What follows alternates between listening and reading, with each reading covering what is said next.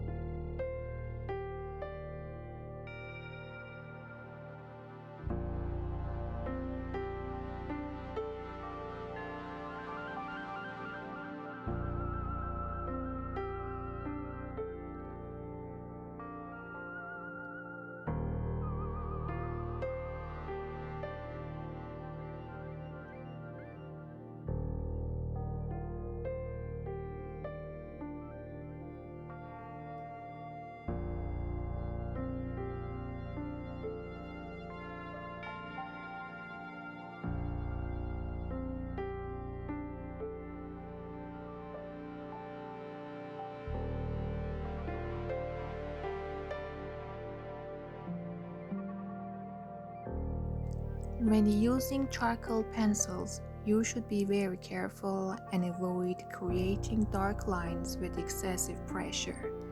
Remember, you always have time to gradually add darker shadows to your drawings, but often if you make a mistake with a dark line, it is not easily corrected.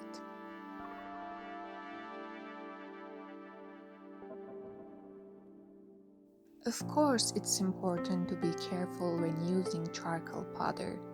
Here's a link to a short video demonstrating the proper use of charcoal powder in your drawings.